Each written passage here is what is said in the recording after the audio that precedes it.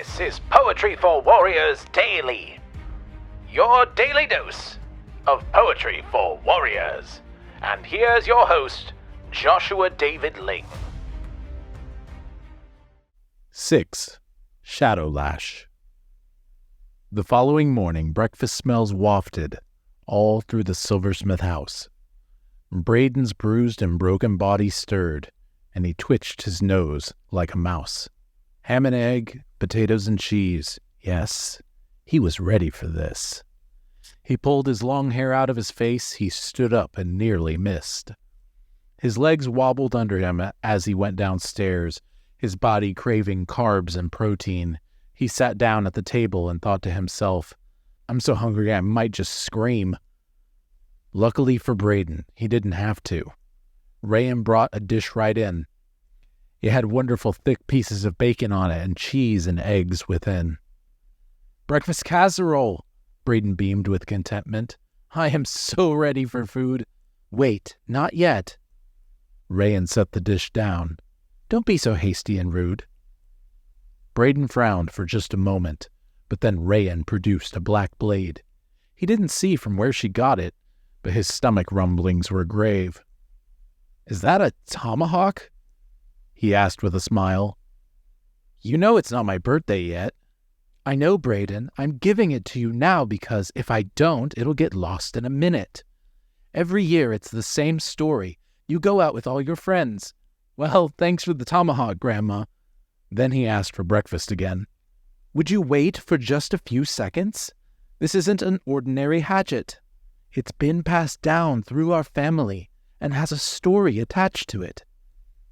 Braden relented and sat back to listen, but his mind within him said, by the time she finishes this family story, Jonathan will be awake and I'll be dead.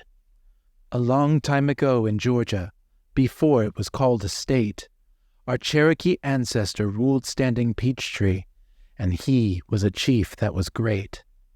Degataga was his name. He led his people well, and he especially kept his countrymen safe from black magic, powers, and spells. Once there was a sinful witch, Harbingella by name, who happened across Degataga's braves, who arrested her for her shame. They brought her before the chief, and she begged for her life, and even though she bribed the chief, her heart still clung to spite. Chief Degataga, she quaintly cooed, please forgive me of my magic's rude. I am but a poor, wretched soul, but I have a gift that is worthy of your role. If you will accept this, promise will I, to leave this forest forever and never again on you spy. The chief thought through this for a minute or two. All the witch had to say. It's true her power had waned a lot, and mercy was his heart's way. He agreed to the gift, and she thanked him well with a new tomahawk and a magic spell. But nearly a week later, Harbingella was found again, and nothing could stop Degataga's braves or the many men who came from all over the world to end the witch queen Harbingella and all their fury spend. Harbingella was sealed away, but the tomahawk remains. It has been passed down from firstborn to firstborn, and here it passes again. It was passed from my mother Salali to your uncle Nahari. He died in Vietnam, and so it passed to me. I passed it to your father, but Django's lost or gone. Now it passes to you, Braden, my eldest and only grandson. Rayen saw the quizzical look forming in Braden's eyes. She took the blade from off the table and smiled in a way that was wry. She grabbed a fork from off the table and crossed the tomahawk's shaft with the handle of the fork, and she spoke 2 words of craft. Fork, mutatio, was all she need say, and the tomahawk turned into a fork right away.